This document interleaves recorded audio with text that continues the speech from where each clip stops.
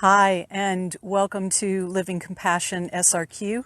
This is our midweek time together, and tonight we're going to be talking about compassion and your brain. Kind of an interesting topic, kind of a weird topic, but it's really important for understanding how we become compassionate people, how we live out compassion. I learned about this brain stuff, and I'm still learning about this brain stuff. I'm by no means an expert. I learned about it several years ago from Dr. Becky Bailey. I was able to see one of her talks. And she developed what's called conscious discipline. Conscious discipline is a company that's been around for over 20 years, and they are dedicated to creating positive environments. And she found out that you can create a positive environment by knowing how your brain works. And I found that fascinating, and I found it to be really true. She's got a big, long, list of credentials. She's an award-winning author. She's sold over 2 million books. She's recognized internationally as an expert in child education and developmental psychology. She's a pioneer in social emotional learning. I mean, that's a lot of credentialing. But this brain stuff just really opened my eyes for what it takes for us to be compassionate people, to create positive environments, and to help others create positive environments and be compassionate people. And what she's doing is exactly what we're trying to do, right? Here at Living Compassion SRQ, we walk together in compassionate conversation and awareness and good works. We are working for the common good. We're working to create positive environments. And so her work is really going to help us. So that's why we're talking about it tonight. Positive environments are connected to how your brain works. And your brain generally functions in one of three states. Survival state or survival mode, maybe you've heard of it that way. The emotional state, emotional mode, or the executive state, the executive mode. So let's talk about each one of those. The survival state happens when you feel threatened, and your brain starts functioning out of your brain stem. Your brain stem is the most primal part of your brain, and the question your brain stem asks over and over and over and over again is, am I safe? Right? So if you feel threatened, you're going to head right there and start asking the question, am I safe? This is where you get the classic fight, flight, or freeze response to a situation, right? You feel threatened, and so you go into fight mode, whether you are the aggressor in the fight or you're the kind of defender in the fight. The flight is run away, take off. The freeze is kind of hunker down like a turtle, right? I'm just going to hunker down until this blows over. Fight, flight, or freeze. So if you feel threatened, you head to your brainstem. Am I safe? You go into survival mode, fight, flight, or freeze. And folks who are like this tend to behave like animals, because they feel threatened. And when we're in this mode, it's me versus them. right? I'm kind of by myself. I'm only thinking about myself because I am thinking about survival. So, survival mode. In order for someone to get out of their brainstem and to head into different parts of their brain, they have to feel safe, right? And so feeling safe with yourself, feeling safe in your environment, feeling safe with others. If you can help someone feel safe, it's an incredibly compassionate thing, right? If you yourself feel safe, then you have the chance of choosing compassion over survival mode, right? So the first brain state is survival. The second brain state is the emotional state. And this happens kind of right above, your brainstem's back here, and so kind of right above it is your limbic part of your brain. And this particular part of your brain is always asking, am I loved? Am I loved? So, survival is, am I safe? Emotional is, am I loved? Do I belong? Do I belong? Really important. We're talking primal stuff here, right? Really important stuff. So this is all about connection. This is all about belonging. This is where we might find a few other folks that we feel safe with, and we form a little tribe, right? So we have our little tribe of people, and instead of being me against everybody else, it's now us against everybody else, right? And when we're in this kind of tribal place, it's really easy for us to blame and judge and label. So in order for us to get out of our brain stem, we need to feel safe. In order for us to get out of our limbic, out of this emotional place, we need to feel like we belong.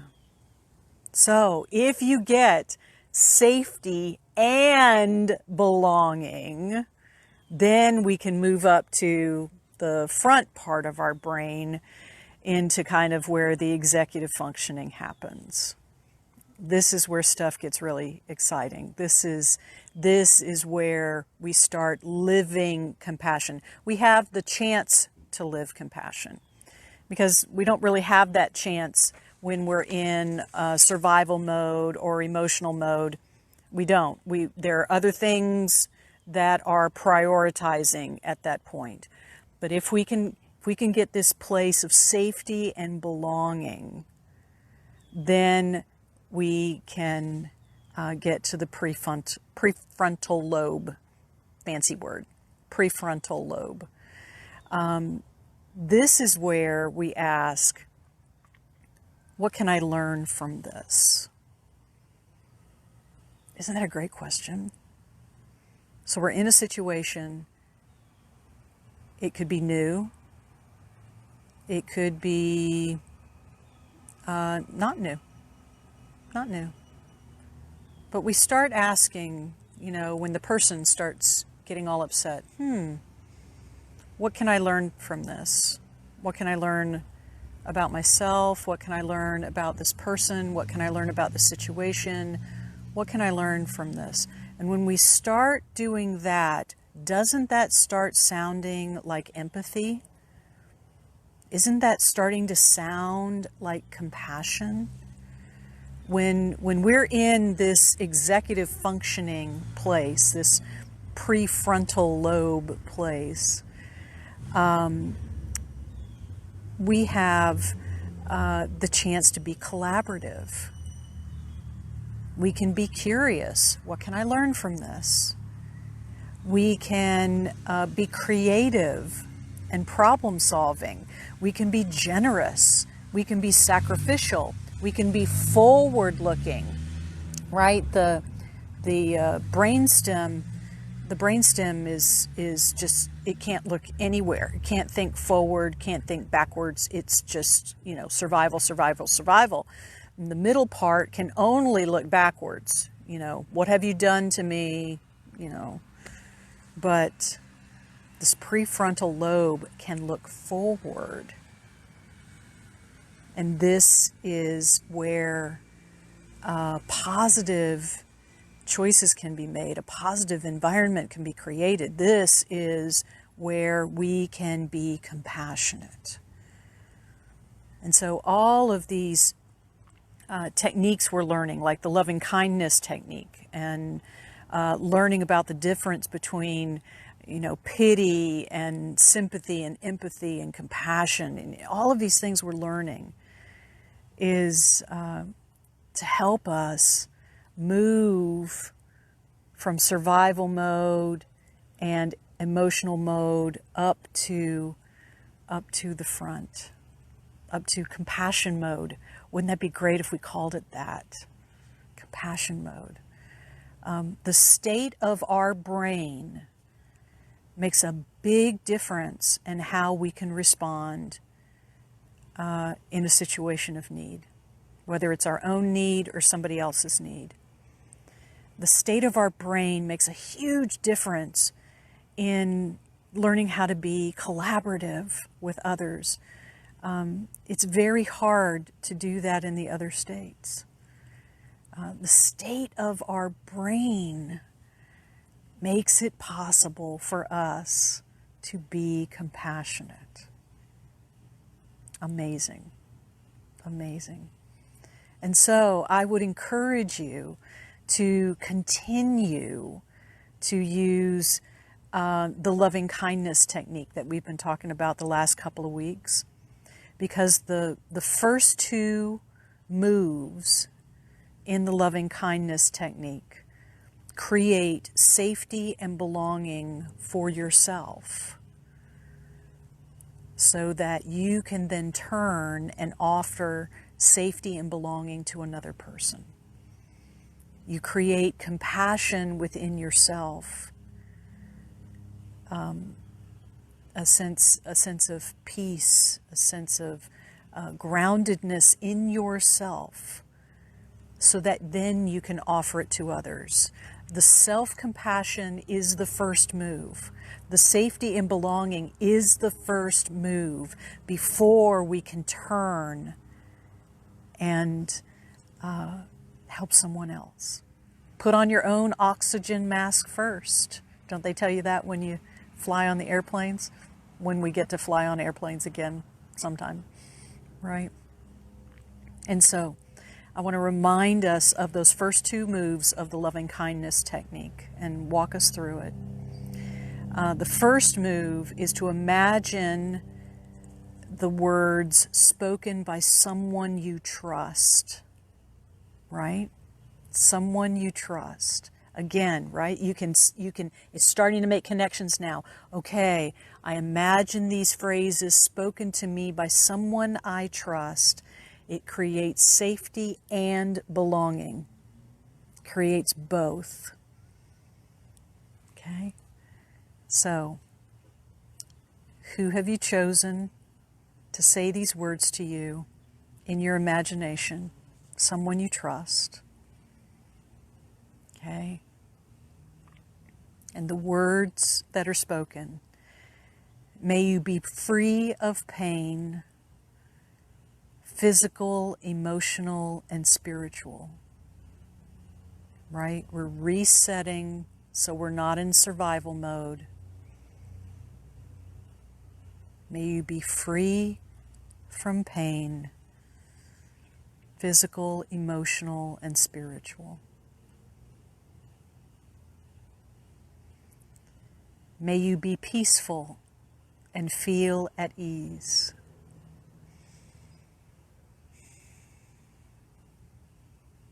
May you be peaceful and feel at ease.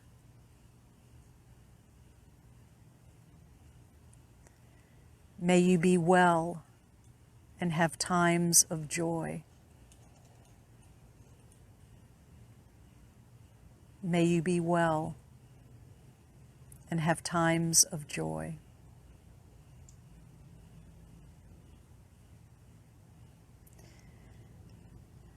May your heart be full and know love.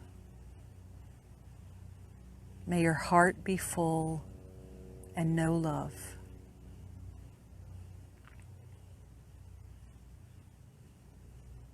And then the second move is you saying those same words to yourself. Yeah.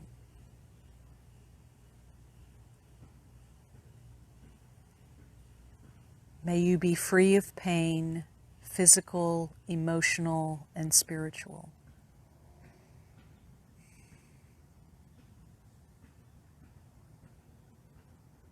May you be free of pain, physical, emotional, and spiritual.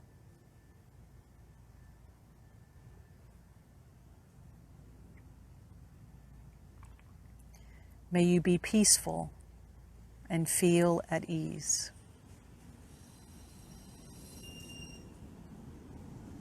May you be peaceful and feel at ease.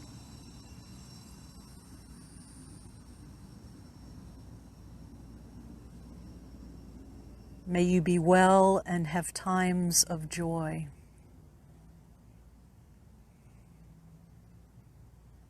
May you be well and have times of joy.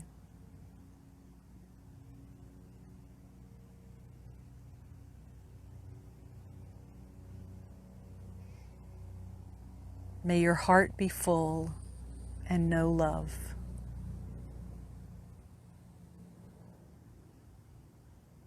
May your heart be full and know love.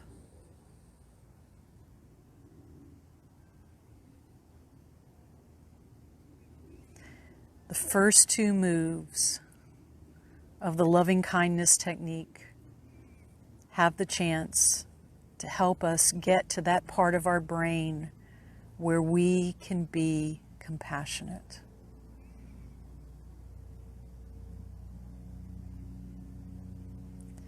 I hope learning this tonight has been helpful to you. I hope practicing the loving kindness technique is helpful to you. I pray that all of these things may be true for you, and that you may be able to extend them to others, that you may be a person of compassion and light and goodness and positiveness. Thanks so much for spending some time tonight. And thanks for helping others to find us.